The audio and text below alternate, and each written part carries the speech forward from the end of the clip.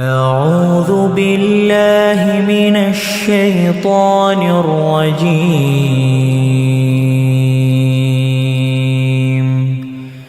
بسم الله الرحمن الرحيم أفلا يتدبرون القرآن ولو كان من عند غير الله لوجدوا فيه اختلافا كثيرا. الحمد لله رب العالمين والصلاة والسلام على رسوله محمد وعلى آله وصحبه أجمعين أما بعد فأعوذ بالله من الشيطان الرجيم بسم الله الرحمن الرحيم ألف لام ميم ذلك الكتاب لا ريب فيه هدى للمتقين. So my dear brothers and sisters, I'm really pleased to be with you, inshallah, to learn something from the Quran. And the intention is to start from the beginning of the Quran, Fatiha, then Surah Al-Baqarah, and we do as much as possible, inshallah, once a month. But today I'm going just to teach you few important points about the Quran that everybody needs to understand about the Quran before we start the tafsir and learning. Is it clear? Or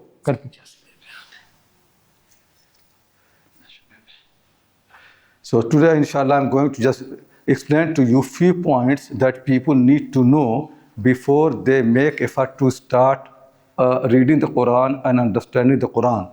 So please, first thing is, if you can move forward, this is very important to learn that Allah subhanahu wa ta'ala, He can do anything. He just say be and it is there. If He wants to make you the best alim of the world, He just say be and you become alim. He can do.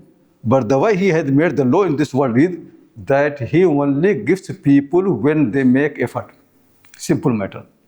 That's why the scholars say if anything comes to you without effort, don't take it. It has no value. Allah has put all the values in the effort for the human being. So anything that you get without effort, it has no value. And effort is what? Mental, with the mind, and also physical. That's why Quran said in one place, لَقَدْ خَلَقْنَا الْإِنسَانَ فِي أَحْسَنِ تَقْوِيمٍ. We created the mankind in the best structure. What means? Meaning is, whatever they are supposed to do, they have been given. So they have been given the mind, the hand, the feet. All this means you have to go to use them. That's why another verse says, لَقَدْ خَلَقْنَا الْإِنسَانَ فِي كَبَدٍ. We created the mankind in hardship. The best structure and also hardship. Meaning is using these faculties is not easy. It is going to be difficult for you. So always understand, Allah subhanahu wa ta'ala has made the law, you make effort and I will give the fruit. If people don't make effort, they don't get anything. Quran says, وَلَيْسَ لِلْإِنسَانِ إِلَّا مَا سَعَى. People only get what they make effort for. That's why you can see all the prophets and messengers, none of them have magical power. Everybody has to do something. You can read in the story that so and so walked on the water and somebody flew in the air. But have you heard any prophet doing this? No. The Prophet Muhammad sallallahu alaihi wasallam, when he did hijrah, he went through normal way. Always they making effort. So always this, understand this thing. It's very important to make effort. So now, for example, this tafsir, I am coming from Oxford. You are in Reading. You have to make effort. So once a month, you have to make the day available, the time you come here, and then Allah subhanahu wa ta'ala will give you. You make effort, you will get it. And when you come here, then be attentive. Make effort to learn. That's why the ulama say that whenever you study, write it down. If you don't take notes, don't write it, you'll forget it. Very often people think, I know it, I understand, but after a few days, you'll forget that. If people ask Ibrahim al-Nakhai, rahimahullah ta'ala, the great alim of the Kufa, and he the Shaykh of Abu Hanifa, teacher of the teacher of Abu Hanifa, Ibrahim al-Nakhai. People ask him, why is it that Salim ibn Abil Ja'ad, his hadith is more complete than yours? You are the Imam of Iraq, the best man, but hadith of Salim is more complete than yours. So Ibrahim said the reason is because Salim used to write down and I did not write. So even if he's biggest alim of Iraq, nobody equal to him, still the people who are not so great, they learned more than him because they used to write down. So you always understand it, taking the note, it makes you more serious. So it is very important to be serious, attentive, then go and revise with your family, because many things that are being taught really is Quran is the most important book. So we really need to know. And Quran is the book, though it is most sound, most important, but it is the book which has been criticized most. If you find out which book is the criticized in the history more, it is Quran. Then no book has been criticized more than the Quran. Everybody, Muslims and non-Muslims, everybody criticized the Quran. So you need to learn, all those, things where difficulties are, what the problems are. If you don't understand, how can you defend? And somebody can create any doubt, and you'll think, oh, it makes sense. Then you will not be a good believer. You need to understand that. So I'll teach, inshallah, and whenever you have any problem, you ask. So first thing I'm going to teach you few attributes of Quran, what Quran really is. One of them I'm going to teach you, the Quran is, I'm going to basically teach you 6 things about the Quran. How many things? 6 things about the Quran. The first thing is, it is a book of Allah. Second thing is, it is guidance. The third thing is, it is complete book. Nothing is missing. It's a complete book on the guidance. That is the third thing I'm going to teach you. And the fourth thing is, it is consistent. There is no inconsistency in the Quran. It's a consistent book. And the fifth thing is, it is settled book. Meaning is, its meaning cannot be changed. The way Allah has made it, nobody can, if you look properly, you can't rearrange the meaning. Meaning is fixed. You never can reorganize the Quran. You never can rewrite the Quran. You can't say, let organize differently. You can't do that. It is fixed properly, settled book. And the sixth thing I'm going to teach you, it is a clear book. It is not a book actually ambiguous, unclear. People say that, in order to learn the Quran, you need 30 sciences or 20 sciences. The truth really is, in order to learn the Quran, you need to be ignorant, knowing nothing. If you know nothing, easily you can learn it. That's why the book was revealed to Prophet Muhammad, who was Ummi, who did not learn any sciences, and only thing he received the Quran. To making very clear that this is a book for everybody, for every human being. So I'm going to teach you how many things? 6 things. To write them down. The first thing is about the Quran. It is the book of Allah. Quran said, Alif Lam Mim Dhalikal Kitab. So many people translate the word Dhalikal Kitab and they do mistake. They say that is the book. So that's not the meaning really, or that book. It's a full sentence in Arabic language. When you have Alif Lam, very often it means it has come in the place of a noun. So for example, you say Al-Madina, the city. What Al-Madina means? Al-Madina means Madinatul Nabi sallallahu alayhi wasallam, the city of the Prophet. You drop the Prophet and you say Al-Madina. Is it clear? You cannot say Al-Madinatul Nabi. It is Madinatul Nabi. If you want to drop the Nabi, then you have to add Alif Lam in the beginning. You say Al-Madinatu. For example, similarly, like, Allah the Messenger, Rasulullah. If you drop Allah, then you have to say Ar-Rasulu. Nabiyullah, you drop Allah, you have to say An-Nabiyyu, the Prophet. You say the Ummah of the Prophet, Ummatul Nabi. We are the Ummah of the Prophet, Ummatul Nabi. If you want to drop Alif Lam, An-Nabi, then you have to say what? Al-Ummah, the Ummah. Is it clear? So in Arabic language, one of the rules is that when there is a possessive case, second noun can be dropped. When you drop it, then you have to bring Alif Lam in the beginning. So when Allah says Dhalika Kitab, meaning is Dhalika Kitabullahi. So most people when to translate that, they don't make it clear. The sentence will be, that is the book of Allah. It's not any book, it is book of Allah. That is the important thing about it. And then the Quran said, La rayba fihi. So many people think, there is no doubt in the Quran, no mistake. That's not the case really. I can write a book which has no mistake. Many people can write books on mathematics or something which has no mistake. Quran's beauty is not it has no mistake. that it can be done with, by other people. Many people can write books which has no mistake at all. And that's not the problem. Allah SWT not asking Quraysh to read this book because it has no mistake. In the beginning, only few verses anyway. So how can few verses have any mistake anyway in the beginning? The problem is not the Quran has no mistake. The problem is that Arabs did not believe that it is book of Allah. So Quran says, ذَلِكَ الْكِتَابُ لَا رَيْبَ فِيهِ. That is the book of Allah, and there is no doubt in its being book of Allah. ذَلِكَ كِتَابُ اللَّهِ لَا رَيْبَ فِي كَوْنِهِ كِتَابَ اللَّهِ. That is the book of Allah, and there is no doubt it is book of Allah. If you read it, it is very clear it is only book of Allah.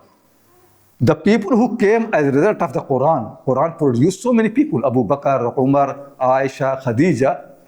No book can produce people like that. Anything the Quran makes very clear, it must be a book of Allah. That's why after few verses comes in the Quran, فَإِن كُنْتُمْ فِي غَيْبٍ مِّمَّا نَزَّلْنَا عَلَىٰ عَبْدِنَا. If you have doubt about what we revealed to our slave Muhammad, then make a surah like that. So Quran says there's no doubt it is the book of Allah, but still if you have doubt, then make surah like that. So the problem is not the Quran has no mistake. That's not the problem. The problem is whose book is this? If it is the book of Allah, then you must obey it, must listen it. So is it clear to everybody? So the Quran said, first thing we need to learn, this is the book of Allah. It is not a book of Muhammad. It is not a book of any human being. It is not a book of a philosopher. It is not a book of a jurist. It is not a language of any of these people. It is actually language of the people Allah has revealed to Prophet Muhammad to teach all of mankind. It is the message of Allah to all his slaves through Prophet Muhammad sallallahu alaihi wasallam. Is it clear to everybody? To understand. And the book came really, what the second thing I want to teach you, Huda. The book did not come to make you prophet. Only one person became prophet by receiving the book, Muhammad sallallahu alaihi wasallam. After Muhammad sallallahu alaihi wasallam, you memorize the Quran, you are not going to be prophet. You say, I know now Quran, I became prophet. Quran does not make anybody prophet. Quran has only made one person prophet, Muhammad sallallahu alaihi wasallam. After the Prophet Muhammad, nobody can become prophet after this. So if anybody tells you, I can have some special meaning of the Quran, don't listen to them. Because the Quran does not convey any message, special message to anybody. Quran conveys same message to everybody. If somebody says, I know some secret knowledge of the Quran, don't listen to them. There's no secret knowledge. Because it's a revelation. A revelation cannot be secret. Unless I have revealed. Revealed means I opened, made clear. It never can be secret. There is no secret thing in the Quran. Anything that I know about the Quran, you can know. There's no secret. Nothing really. Actually, you can know better than me, more than me. Anybody can know more than any other person. There's no secret about the Quran. There's no coded language. It is not a code. Oh, I know the code of Alif Lam Mim, so I can predict about the future. When Dajjal is going to come, when Mahdi will come, I can tell you. There's nothing like that. You cannot uncode the Quran. It is actually has come revelation for mankind. They have to understand it. So it is a book revealed to the Prophet Muhammad sallallahu alaihi wasallam to teach people, to instruct the people. It has not come to make people special, creation. They're the same human being. You're going to remain human being. Don't become something else. So that is second attribute of the Quran. It is Huda. It is book of guidance, instruction. The book will teach you how to make you good. The book is never going to teach you how to make you happy. If you want to learn the Quran in order to become happy, then don't read this book. This book is not to fulfill your desire. This is not a book, oh, I love this food. How can I make it? It's not in the Quran. I want to learn how to earn more, make more money. Then Quran is not your book. Quran will teach you how to spend money, but not how to make more money. That's not what Quran is going to do. I want to fulfill my desires. This book has not come to give you your desire. This book is going to come why? To make you good. That's all we understand really. So Quranic commands may be difficult for you, but they are going to make you good. Quran will say, do this, don't do this. People don't want that. People want to do what they like. So Quran is saying, no, I'm not going to teach you what you like. what makes you happy. What I'm going to do? I'm going to teach you what makes you good. If you want to be good, then come to the Quran. If you want to be happy, then it is not your good. One day, Quran, when you become good, you also become happy anyway. But if you just want to learn to become happy, this is not your good. To understand properly, Quran says Huda. The book is what? To teach you how to become good. That the book is real. If you want to teach your children how to become good, then teach them Quran. If you want to make your children happy, then take them to parks and outing and traveling and tourism and spending money. Still, they're not going to be happy anyway. That's what the routine. The way is Quranic way. When you make them good, then they become happy. That's the real happiness. Then that Quran calls it Sa'ada. Sa'ada means when you become happy after being good. That's Sa'ada. If you become good, happy without being good, it's not Sa'ada. Sa'ada means to be good, then be happy. So Quran is going to give people what? Sa'ada. Yani making people good, then making them happy. So if you want to learn how to become good, then inshallah, every month I'm going to teach you from the Quran, and you can see really how this book is going to make you important person. The problem is people think that they are not important, so they want to become like animals. Human beings are in important creation. So that's why it is important really. You are not like a dog or animals or this or that. You are above them. You can become like angels. Allah wants to make you important. He wants to make you good.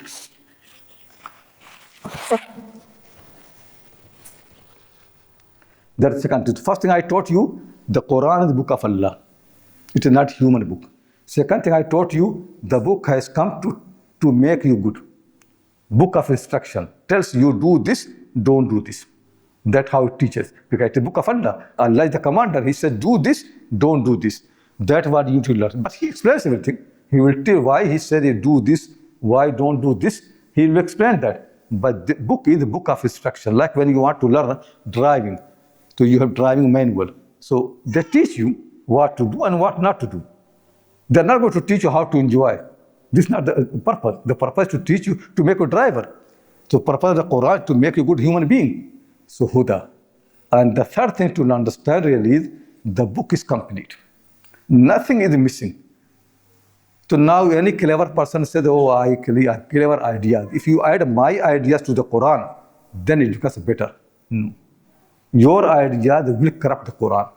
Anybody, whoever you are really, any clever person, if they add something, Quran never came that you give Quran something.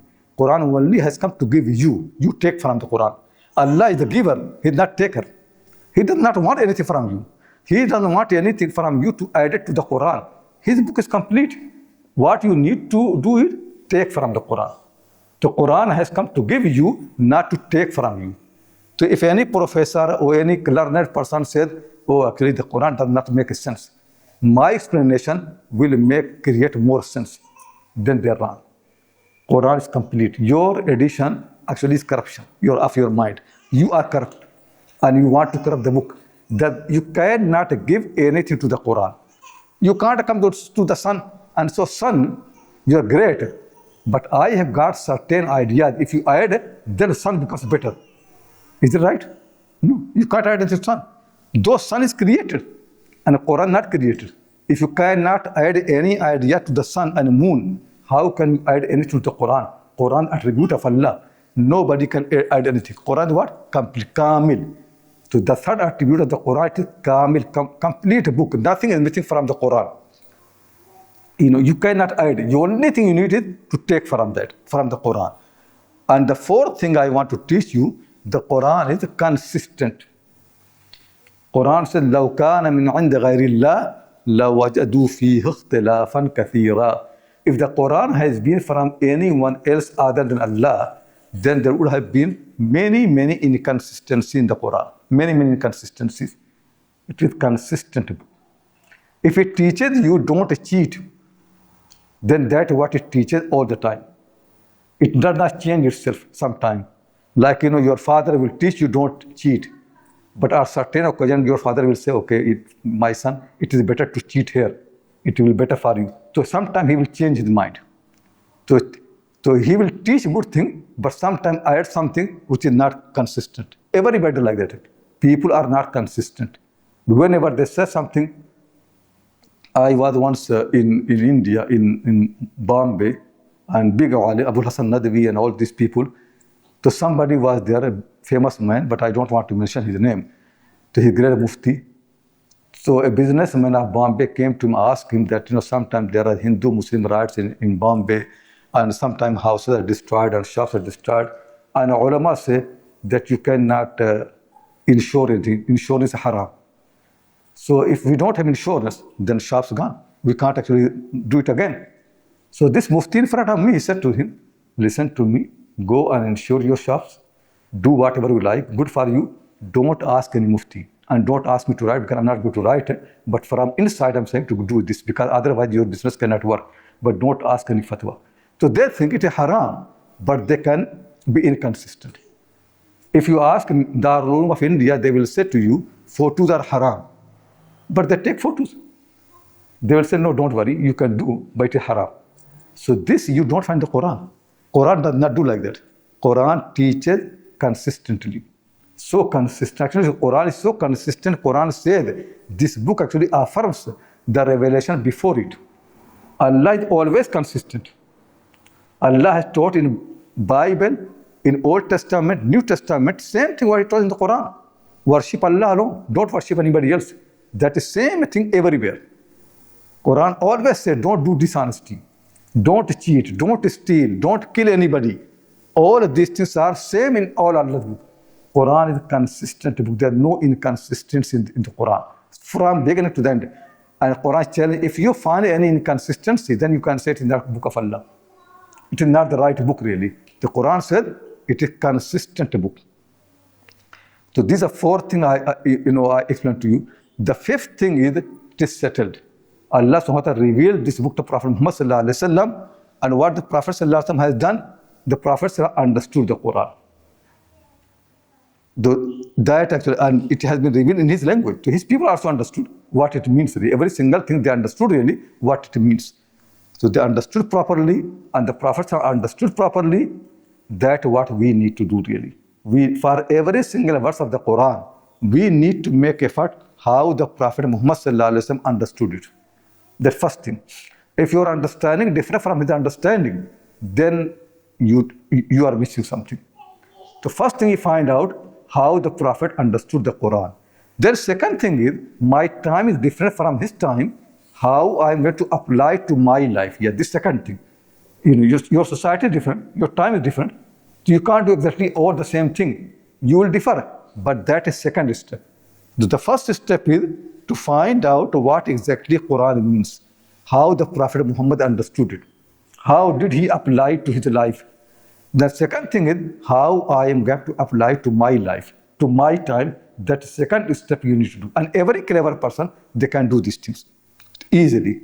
The Prophet Muhammad sallallahu alaihi wasallam, Quran commands him do Hajj. Quran said the people will come for Hajj on the camels and this and that. And the Prophet did this. Do we understand this thing? When we apply those verses to our time, what we do? We go for Hajj, on the plane, and so many different things. Not same way. Why? We understood how the Prophet applied, but now when we come to our time, we change it. To first understand what he did, the second thing is how you're going to adjust your life. That's second matter. But never make effort to bring Quran to your time. Never make this effort. Otherwise, you corrupt the meaning. First thing is, try to understand how the Prophet Muhammad sallallahu alaihi wasallam understood. Because the Quran has been revealed to him. Allah chose him, not me and you. Allah chose him. So you have to understand what he understood. Then second thing is how I am going to adjust my life according to the Quran. Or how I'm going to apply the Quran to my life. That actually you can understand from the context in which revelation came. That in every revelation there is context, how the Prophet adjusted. That will teach you. That's why the Quran never has been revealed the way we read now. If you read now, you are reading now Surah Al-Fatiha, Surah Al-Baqarah, Surah Al-Imran, Surah al-Nisa. Quran was not revealed like that. Quran was revealed to the Prophet Muhammad sallallahu alaihi wasallam according to his needs and needs of the community. Whatever they needed to know, Allah revealed to them, guided them. That was going to help us the meaning. So when Battle of Badr was happening, the Quran revealed instructions about Battle of Badr. When Uhud was happening and many Muslims have been killed and injured, then Allah revealed to them what to do in that time. When they conquered Makkah al-Mukarramah, Allah revealed to them how to behave. So every time anything comes, Quran comes according to the need of the people. When Prophet Muhammad sallallahu alaihi wasallam, when he was 40-years old, he became tired of Makkah religion. Nothing made any sense for him because he could see really that these people are worshipping idols which have no sense, nothing. So he did not want to be part of any of these things. He left Makkah. He went to a cave of Hira for many, many months, nearly 6 months. He used to come there and stay night there because he wanted to worship his Lord, but he does not know how to worship him. So the first revelation comes to him to teach you how to worship your Lord. So what comes first revelation in the cave? It is not the first revelation in the Quran. It is very late in the Quran. It is Iqra bismi rabbika alladhi khalaq. Now people translate it, wrongly. What they say, Iqra means read. So this is see how great the Quran, Islam is. First thing Islam teaches you to read. So Islam is the religion of knowledge and learning and all those things. People make all those things. There are many people name their schools Iqra school. Have you heard this thing? Some people even put the logo of the university Iqra. If Iqra meant reading, then the Prophet Muhammad first, who is the one who obeys Quran more? The Prophet Muhammad or somebody else? The Prophet. So after, if Allah said to Prophet Muhammad, Iqra, read, so what Muhammad should do? He should go and learn how to read. But did he learn how to read? Did he open a school to teach how to read? If that is the meaning, he should be the first person to do it. But he never did. He never learned how to read. And he never actually opened any madrasa in Makkah. Never. No school was open in Makkah to teach people how to read. So then Quran must be saying something else. Because if he does not listen to the Quran, how can he profit? That is what we keep missing. Really. Always understand that why context is important. That which condition Quran has been revealed. That condition will tell you what is happening. So the condition is desperate to learn how to worship Allah. Every prophet, first thing they are taught is how to worship Allah. When Musa alayhi salam became prophet, so Allah subhanahu wa ta'ala said, Musa came to me in Tur, and I said to Musa, take off your shoes, your sandals, you are in a pure land. And then Allah said to Musa alayhi salam, listen, Innani ana Allahu la ilaha illa ana fa'budni. Oh Musa, listen, I am Allah, and there is no ma'bud, no one worthy to be worshipped other than me, to worship me alone. وَأَقِمِ الصَّلَاةَ لِذِكْرِ, and establish the prayer to remember me. First command is prayer. Every prophet first they receive how to pray, because that what they want to learn, how to worship Allah. First thing. So basically, that's why you can see in that same surah, Iqra, after a few verses comes what? أَرَأَيْتَ الَّذِي يَنْهَى عَبْدًا إِذَا صَلَّى. Did you see someone who stops a slave from prayer? Meaning is after these verses, Prophet Muhammad started praying. And then Abu Jahl, Abu Lahab, and all these people, they stop him from the prayer. So Quran said, do you see these people?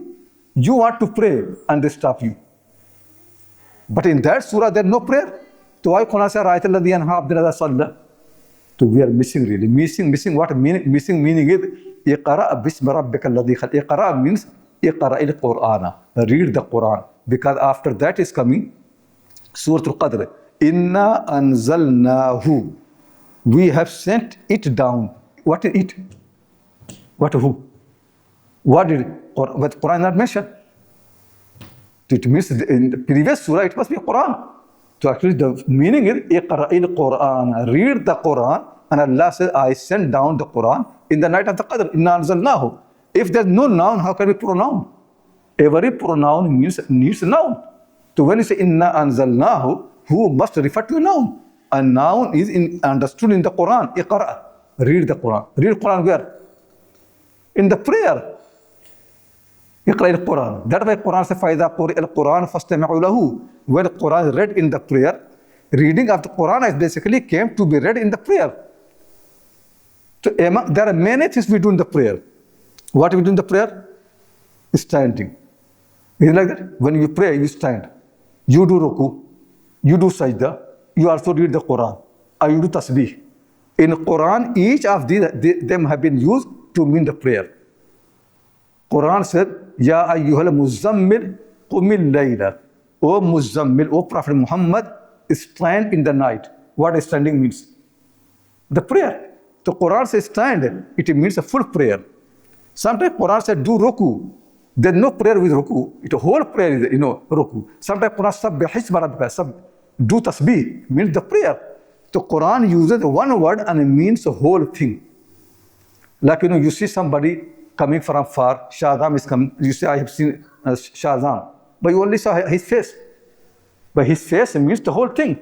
So when it is said qiyam, standing, ruku, sajda, or it is said tasbih, or say qira'ah, reading the Quran, it means the prayer. That way in the same surah, it comes, wasjud waqtarib. Do sajda and come nearer to me. Did the Prophet only do sajda? Did whole prayer. Meaning is when he prays, he does sajda, and because sajda, he becomes near to Allah subhanahu wa ta'ala. So sometimes Quran says sajda, it means whole prayer. Sometimes Quran will say ruku' and it means the whole prayer. Sometimes Quran will say stand, it means the whole prayer. Sometimes Quran says read the Quran and it means the prayer. So now full meaning will be read the Quran in the prayer. That's why after receiving this revelation, after a few days when the Prophet was shocked and all those things finished, then Jibreel came, alayhi salam, taught him how to do wudu and how to do prayer. So the first thing the Prophet Muhammad did in Makkah was the prayer. He and his wife Khadija. Everybody could see they're praying. That first thing. That what they needed. That he wanted. So you see, that what Iqra is. Meaning is the Prophet ﷺ received the revelation in a context. That context will help you to understand it. So most surahs which have been revealed in Makkah al-Mukarramah, all these surahs, they have got one thing in common. The fundamentals of the religion, main thing. Like prayer, ruku, sajda, qiyamah, attributes of Allah subhanahu wa ta'ala, taqwa, fear of Allah, all these things. When Prophet Muhammad moved to Medina Munawwara and he got an Islamic society, now the Quran is revealed about the society. Don't drink wine, this thing, that, details now coming. So you see, when context changes, commands changes. When he was in Makkah, commands were different. In Makkah, things are, in Medina, when he was in Medina, he was commanded that if any woman has married, Muslim woman is in the marriage of non-Muslim, now they should separate.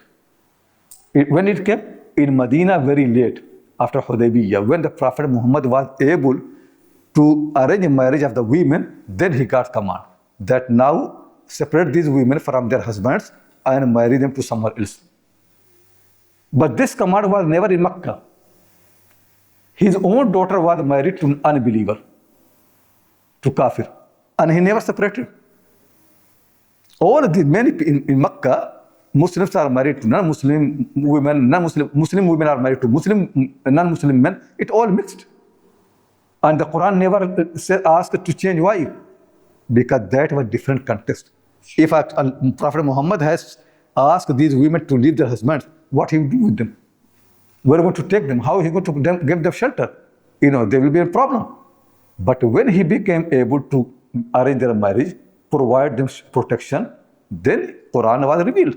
So every time you can see really. So there are verses in the Quran revealed in Makkah and there are many revealed in Medina.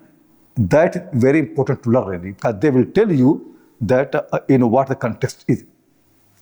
And very often by reading the Quran, you understand the context properly. When you read the Quran, you understand the context. Like for example, if there is a doctor and I have got a medicine, so he will say, okay, show me your prescription. I show the prescription to doctor.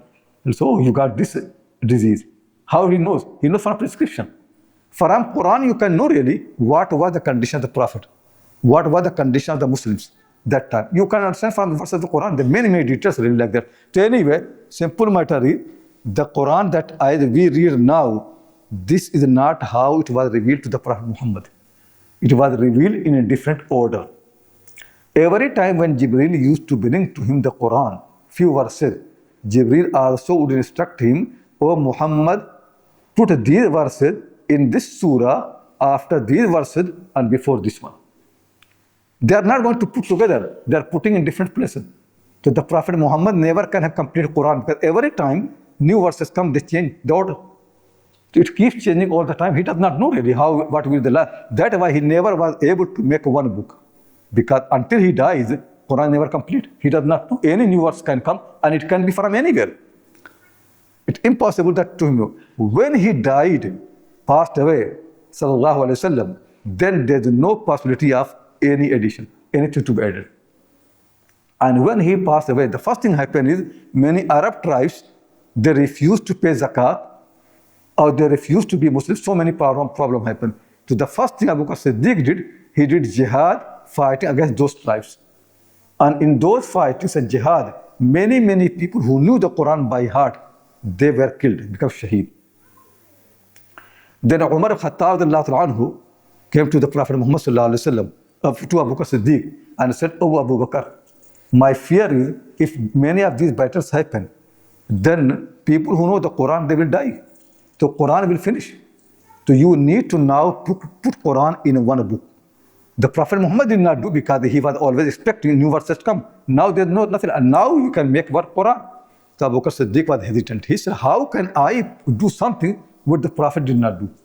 Then Umar kept insisting until Allah opened the heart of Abu Bakr Siddiq, and then he asked Zayd ibn Thabit. Zayd is the one who used to write the Quran for the Prophet sallallahu alaihi wasallam, young man. Abu Bakr said to him, "You are a young man, do this." He said, "If you people command me to move the mountains from its place, I will do that. But don't ask me to do something which the Prophet did not do." Then Abu Bakr and Umar kept explaining to him until his mind was very clear.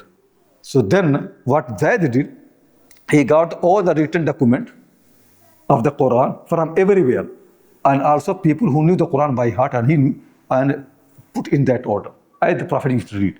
The Prophet used to read in right order. Right, revelation was different, but reading was in right order. So that's why, like one of the hadith says, Abdullah ibn Mas'ud says that once I saw the Prophet after Isha prayer praying. He was alone. So I said, "Let me follow the Prophet." So I joined him. The Prophet started Surah Al-Baqarah. So I said, after 100 verses, he will do ruku. Actually, if I am there, I would say after 10 verses. But anyway, they had actually more ambition, more courage. So Abdullah Masud, after 100 verses, he will do ruku. But no, he continued. So I said, maybe after 200 verses, he does ruku. But he continued. Then I thought maybe after Surah Al-Baqarah, he does ruku. And after Surah Al-Baqarah, he made some dua. And then I started Al-Imran. Then after Al-Imran, he did Surah al-Nisa. After 3 complete surah, then he did ruku. So he said to his students, a bad thought came to my mind. They asked him, what did you think? He said, it came to my mind to leave the Prophet. I could not stand so long. 3 surahs, long surahs in one rak'ah. After every surah, the Prophet used to make du'as. But I did not leave him because I did not like to leave the Prophet alone. To see the Prophet read in this order, it was not revealed like that. So people know what the right order of the Quran is. The Quranic was put in by Abu Bakr Siddiq in the right order. The way the Prophet used to read, the way it is in the heaven with Allah subhanahu wa ta'ala. Quran was not put in together as we read, no. If Quran was not revealed this way, revelation is different, but organization was different. They organized differently.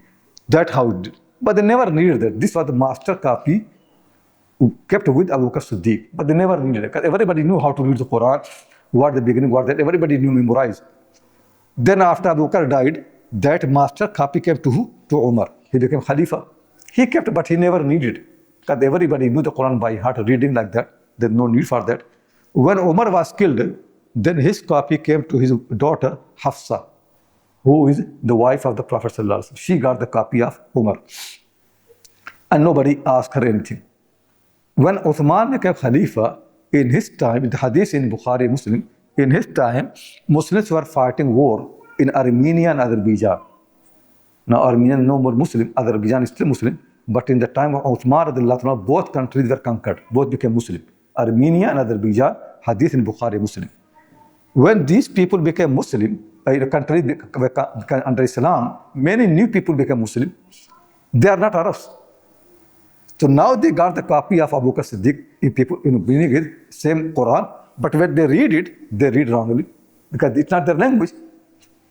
So then Hudhayfa ibn Yamar, one of the companion, he said, I came to Medina. And before I entered to my house, I came to the house of Umar and I said to him, do something before this Ummah differ about the Quran as the Jews and Christians differ about their own book. Arrange a Quran, reading. So Quran was arranged, they wanted to make a reading in a way as Quraysh read. Then Uthman asked Zayd ibn Thabit, the first who was in the time of Abu Bakr Siddiq, to write, and he asked 3 Qurayshi people from Quraysh and said to them, write the Quran, same order, but write in a way that people only can read the way Quraysh read, no other reading.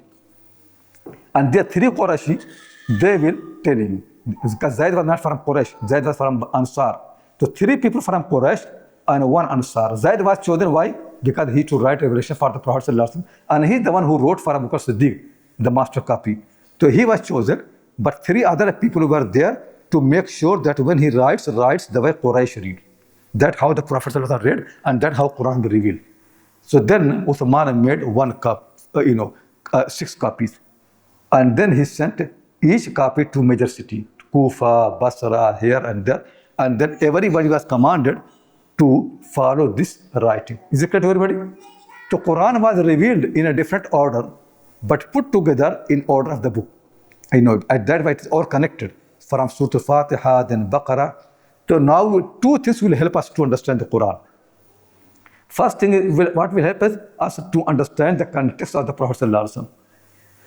So whenever you know the context, you know the meaning. Like I explained to you, Surah Al-Iqra. If you don't know the context, you think Iqra means read only. No. Meaning was read the Quran in the prayer. That's what the Prophet did. So first thing is to understand the context of the Prophet ﷺ. Second thing is, this is a book. So, does it make sense? Why Baqarah is after Fatiha? What connection between Baqarah and Fatiha? And in Surah Al-Baqarah, all these verses, do they have connection to each other? Yeah, they have. If you take out any verse from its place, it will be corrupt. Quran, the way it is really miracle. Nobody can change the order of any verse. You can't change the order of any surah. It's all connected together. So both things are important. First thing is what? To learn the context of the Prophet ﷺ. And second thing is to understand that book has got its own order. And that order is important. It will tell you what the meaning is. The internal context. So we have to know 2 contexts. External context, that is the context of the Prophet ﷺ. Internal context, that is the context of the book. How the Quran is written inside. Why this verse comes after this verse. Why this one comes before this one. That will be very helpful. Inshallah, in my tafsir, I'll explain to you all the connections. So you will see really every single thing the Quran is connected. There's nothing in the Quran randomly. Every single verse has relation to the verse before it and to the verse after that. Every surah has got relation to the surah before it and to the surah after it. It all connected very well really. You'll be amazed by knowing this, how well Quran is connected. Nobody can change it. So that is the 5th thing I wanted to make clear to you, that Quran is what? A settled book. Sixth thing is that Quran keeps saying all the time, بِلِسَانٍ عَرَبِيٍّ مُبِينٍ. Quran is also a clear book. Quran says it is Arabic, so everybody believes it is Arabic. But people don't think it is clear. They say, how can I know the Quran? It is so complicated. No. Quran keeps saying it is a clear book. When people write physics, book on physics, nobody can understand unless you know their physics, unless you know their terminology, because books of physics are written in special language.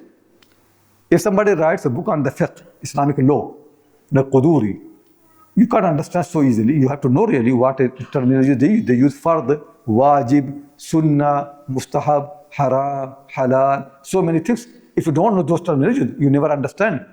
Every book is written in a specialized language.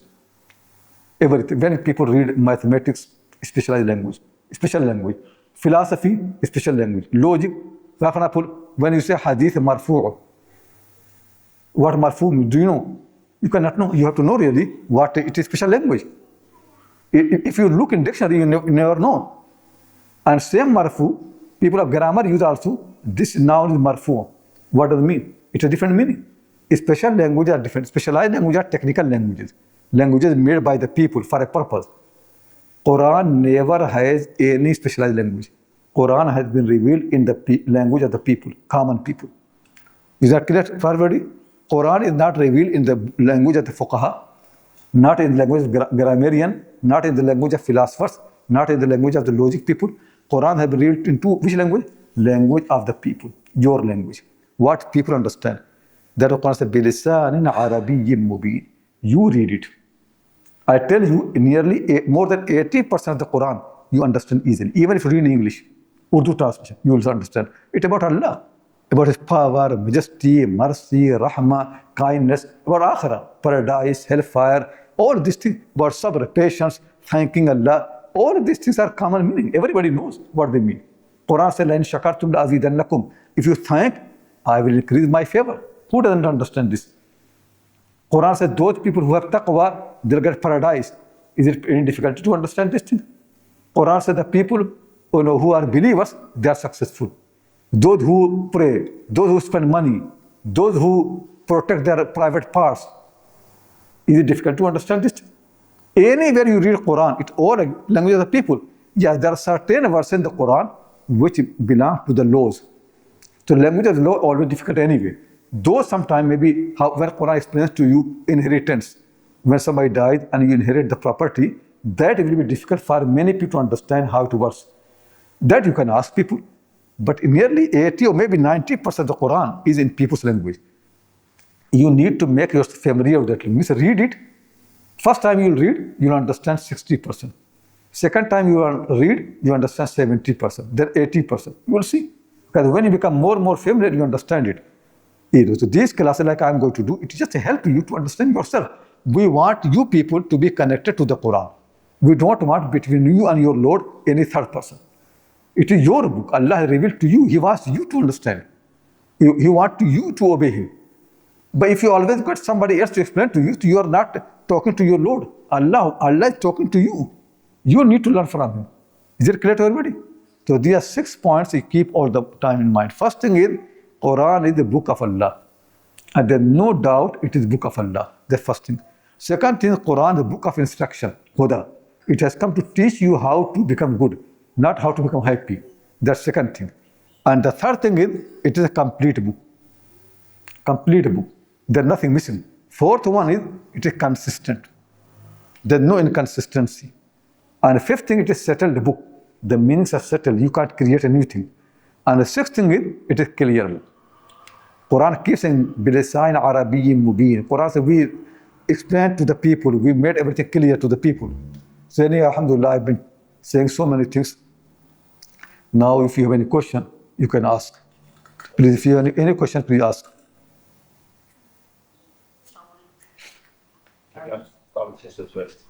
Sisters, do you have any questions?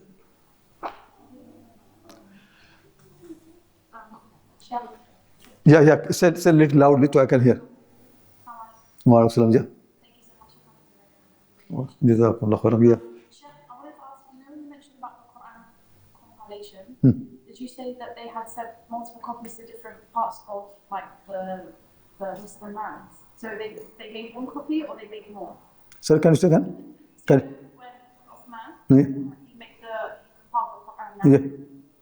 did he compile other copies to send it to further places, or was there just one in the feet? How did it?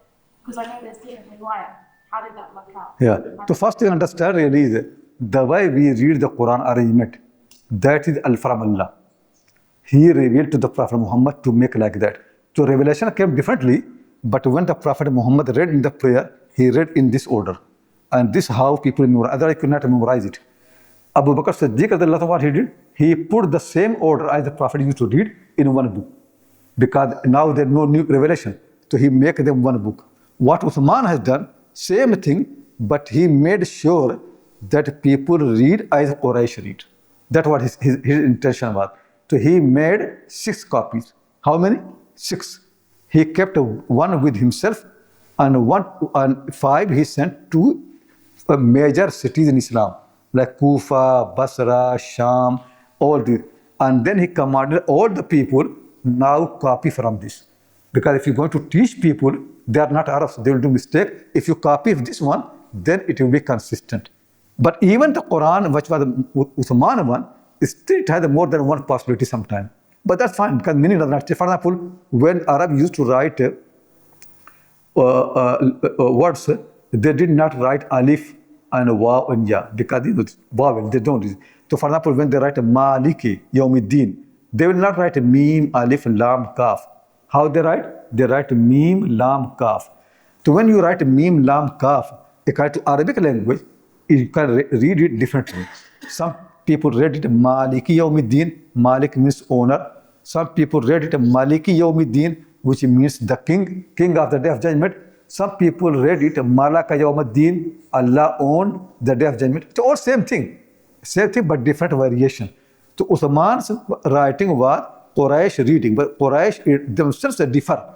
That's how Qira'at came. So many different readings have come. So he made 6 copies and commanded everybody to follow them. Though there have been some companions, they had their own copy, they did not need to follow, but they died. Now actually what we have got is a copy of Uthman radiallahu anhu. That's what exists all over the world. Yeah.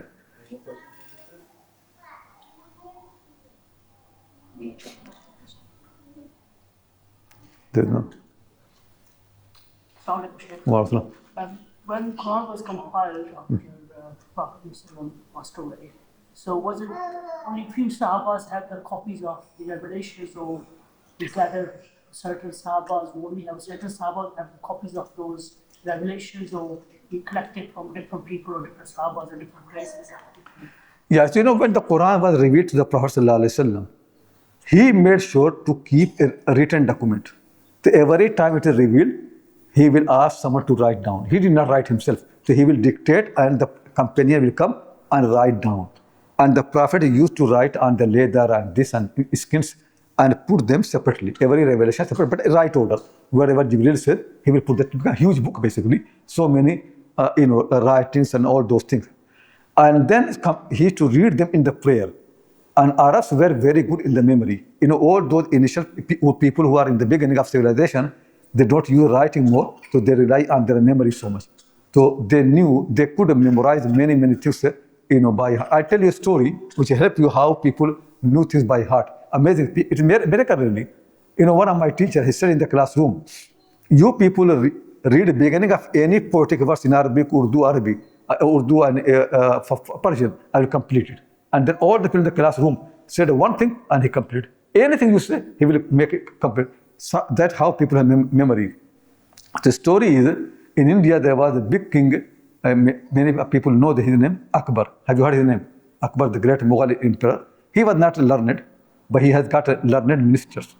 Among them was somebody, Abul Fadl. Abul Fadl was an amazing man in memory and everything. He is the one who made the law of Mughal empire. And when British came, they followed the same, everything same. Abul Fadl was so clever person. One thing about Abul Fadl was, if he hears anything once, he will know it by heart. So those dead poets used to come to praise the king to get some money. So language was Persian. To many Iranian people from Iran, they used to come to Akbar to read poetry. So he can give them some money. But anybody who came to the court of Akbar, when he reads something, Abul Fadl will say, no, it is not yours. I know it. And then he will read the whole thing from his memory. So all the poets became very disciplined because whatever they say, he knows. So then another poet, Urfi Shirazi, he came and he was clever. Akbar asked him to say something in his praise.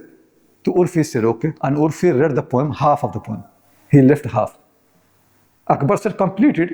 He said, your honorable minister, Abul Fadl, knows it by heart anyway. Ask him to complete. So Abul Fadl only knows when he hears. Now he does not know what is that. Then people realize really that how Abul Fadl was. He knew once he hears. So Arab people, if you read their books, you can see all these people, they knew by heart. Most people knew Quran by heart. Like Abdullah Abbas said, he was a young boy when the Prophet died, 14-year-old. He said, once I was reading Surah Qaf in my house. So my mother, Fadl said, oh my son, your reading reminds me the Prophet's reading in the masjid. I only learned Surah Qaf from his reading in the masjid. He read and I knew by heart. So that's how the women, all the men, everybody knew. So this generally people learn the Quran from the Prophet by memory. So that was so many people, Abu Bakr Siddiq, Umar, all these knew Quran by heart. Aisha, all of them knew the Quran by heart. Some companions, however, they also used to write down their own mushaf. So what they did, they would come to the house of the Prophet and they copy from that, or from memory. So there were many Quran written down. Some people have complete and some people have incomplete. Not everybody wrote complete. Memorization was mostly complete, but the writing was incomplete. So when Azad started writing, what he did, he collected all the written document, at least 2 copies. So because there are 2 witnesses, so 2 written document and rest is memory. That have compared. Only one thing in writing he got with the Khuzaimah ibn Thabit. Only one. He did not make effort to get another copy for that verse. One verse he got with Khuzaimah and did not get another copy. People ask, why did not you make effort to get from other people? Because he said, because the Prophet said, Khuzaimah, the witness alone is equal to the witness of 2 people. So that's why not that nobody else said. And that himself knew by heart anyway. He did not need really. Only for one verse, he did not make effort to ask other people their writing. Though he knew by heart, did not change anything. And nobody who has written said Khuzaimah is wrong. So everything else, for everything, he got at least 2 written documents. In memory, everybody knows. But even writing, he wanted at least 2 writings for every single verse, except 1 verse. Is it clear?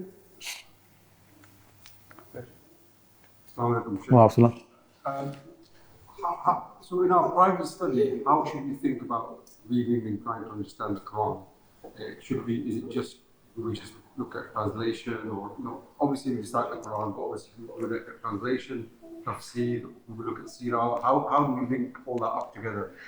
So that's actually a very important question. Many people think really, when Quran says reading the Quran, or if you read the Quran, for every letter you get 10 rewards, and Alif Lam Mim 30 rewards. So people think reading means reading without understanding. So that's a big mistake. In no language in the universe, reading means without understanding. If I say to you, have you read Akbar's poetry? What does it mean? Without understanding. If I say to you, have you read any book in the grammar? It means without understanding. Reading in every language means understanding. I say in Arabic. When Arab people say read, it means understand. Reading means, but it's understanding. When Quran says read it, Quran says think, understand. And all Quran said, don't you see around in universe. Quran keeps asking, think. If you don't think, if you don't understand, how can think? So reading never means just with the lips. Reading always is a mental exercise. It is actually understanding and thinking. So what you need to do, if you know Arabic, then fine. If you don't know Arabic, then read in Arabic and also with translation. Maybe you don't know Arabic, just translation. Quran, even translation is Quran. People think, in translation, nobody can copy the Quran. Even if it's not a very good translation, it is actually enough. So if you read Quran in translation, it will help you. So I advise people that every day when you read Quran in the morning, 1 page, 2 page, 1 juz, read with the translation. Understand what it means really. Sometimes it could be that the meaning is not very clear to you. Don't worry. You read next passage, it becomes clear, because Quran explains itself. So like for example, the Quran says in the beginning of the Surah Al-Baqarah that Allah subhanahu wa ta'ala said to the angels, do sajda because of Adam. They did sajda, all of them, except Iblis. That's in the beginning. So maybe you understand, Iblis was with angels, he was also an angel. And then he disobeyed, he became shaitan. But then you read in Quran further, until you come to Al-Kahf, where it said, وَكَانَ مِنَ الْجِنِّ. Iblis was from jinn. So you know now he was a jinni. So you see, that has come very late. So when you read Quran more and more, like for example, that when angels came to Ibrahim alayhi salam, and they gave, they were there, and they said to Ibrahim that you're going to have a son. So then after that, Quran says, فَضَحِكَتْ. Ibrahim's wife laughed. So we gave her good. People say, why she laughed? And the people think that how can laugh have any meaning? So they think meaning is laughing means she got menstruation. What a relation? How can laughing will mean menstruation? The reason we don't understand the meaning is because it has been made clear somewhere else. So if you read Surah Zariyat, it's clear. What actually happening is, She is the barren. She cannot have a child. And just come to Ibrahim alayhi salam, and Ibrahim brings for them, food. Did not eat it. And then and just said to him that we are going to destroy the people of Lut. Ibrahim became very upset. So Allah wanted in the same trip of the angels to give good news also to Ibrahim, because Ibrahim was very upset. So and just said to Ibrahim, you are going to have a son. His wife was next on the door. She laughed at it. How can it be possible that, I am barren? And then she said, how can it be possible? So then they said, are you surprised? O wife of Ibrahim, you are from this house? So then they explained to her. Her laughing was because first they said to Ibrahim, you're going to have a son. So she was laughed at, out of shock. If you don't read this Surah Zariyat, people think, oh, what laughing means? It must be meaning something else. That's how people change. So what I'm trying to say is, it could be possible that you read Quran in translation, you don't understand the meaning. But don't worry. Keep reading. Somewhere else the meaning will become clear. Maybe not one reading, second reading, third reading. Keep reading. Inshallah, you'll see one day you'll know 80%. It's not enough to know 80% of the Quran. It's a big thing.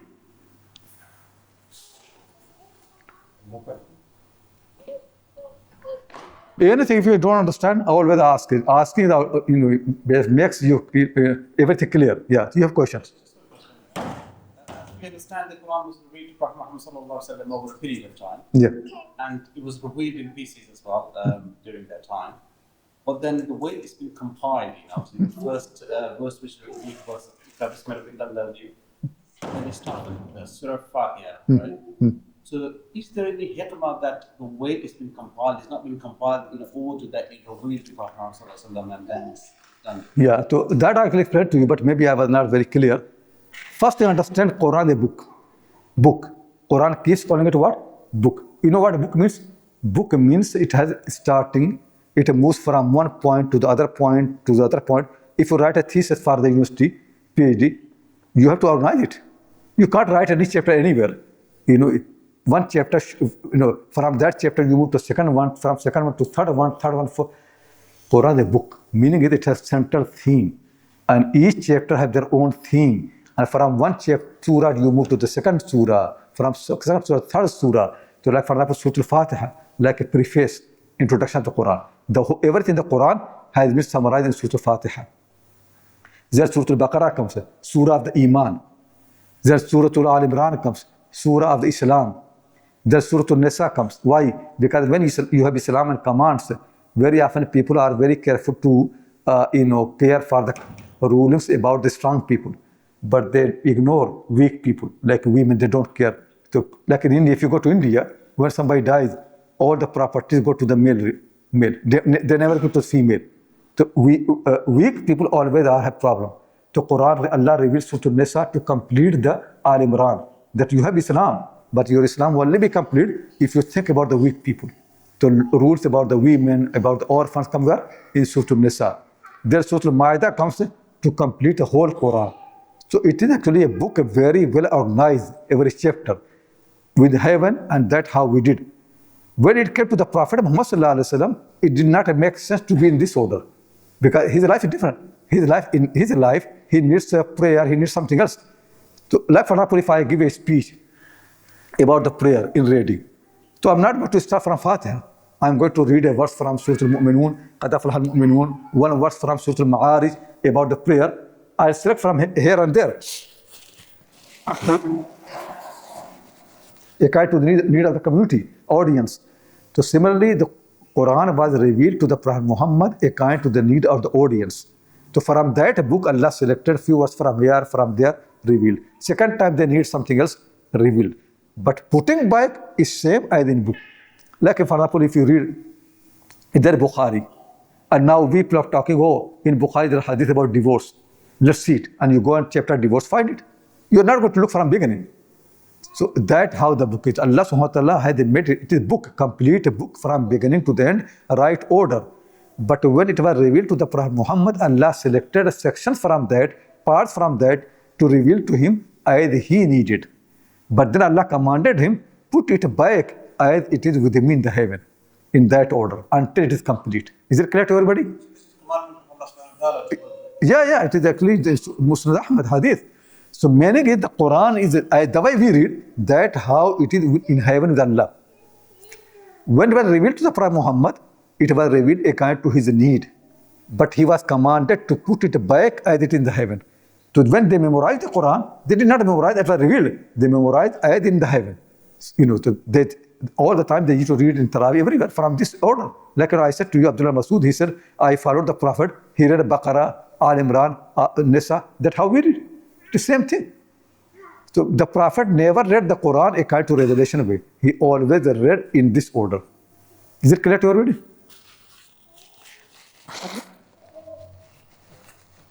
What you have discussion with non-believers? Can you say a little loudly? Yeah? Yeah. Sometimes during discussions with non-believers, Yeah.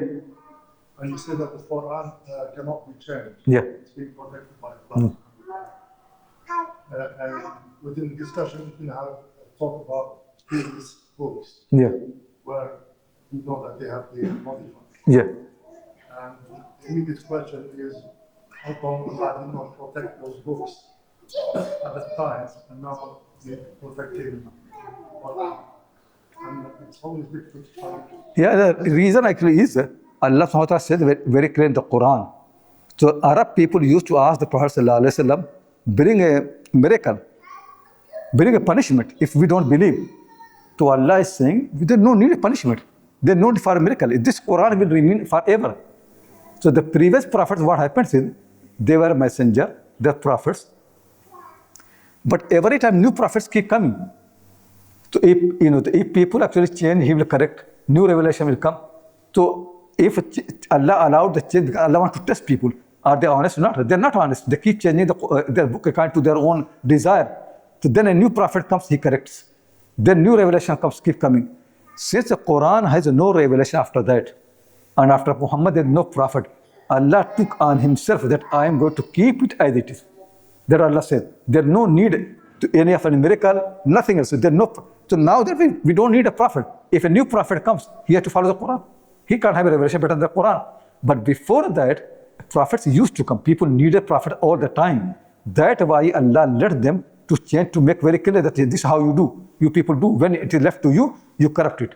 So then this time Allah did not take to the people, took for himself. So Muslims actually differ in everything. When they pray 4 rakah, how many differences are there?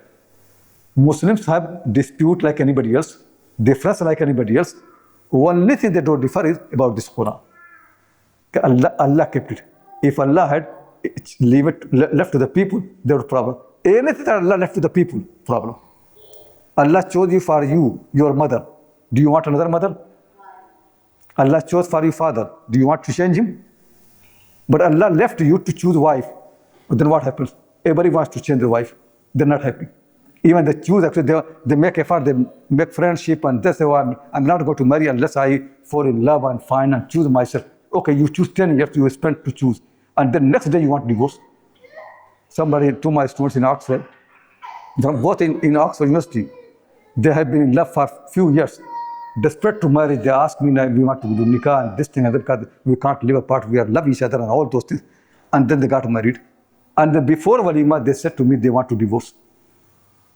They loved each other so much desperately, and they've been in love for 5 years. And now, before Walima, they want separation. Anything that Allah gave to the people, this is how people do. Very clear. When Allah chooses, it's so complete, so perfect. So Allah subhanahu wa ta'ala said, this book I'm going to keep it. You see, to keep it. But whatever Allah left to the people, in the hadith of the Prophet, so much fabrication. We have people like Bukhari and Muslim, they come and they select from all those corrupt hadiths, a selection which is safe. It's very difficult. What they have done really is itself a miracle. Cannot do. All these corrupt hadiths, so many fabrications, so many lies, they're comparing, testing, going to other people, correcting them, comparing the manuscripts, all so much effort they did really. And then after they got this book, still there could be mistake. But I'm trying to say that, so much effort. But Allah, for Quran, no effort. Muslim community did not do any effort. It's Allah SWT made a mechanism like that. Everybody memorized the Quran, everybody reads, commits, all this thing going on. Inshallah.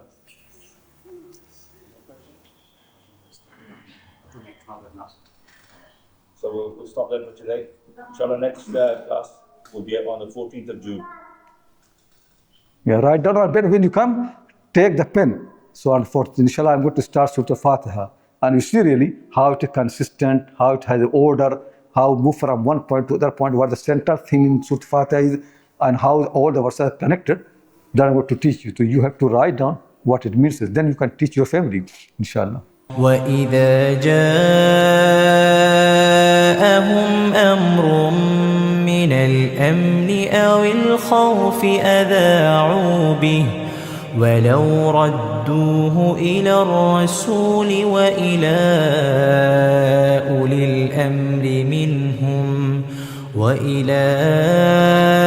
أولي الأمر منهم لعلمه الذين يستنبطونه منهم ولولا فضل الله عليكم ورحمته لاتبعتم الشيطان إلا قليلا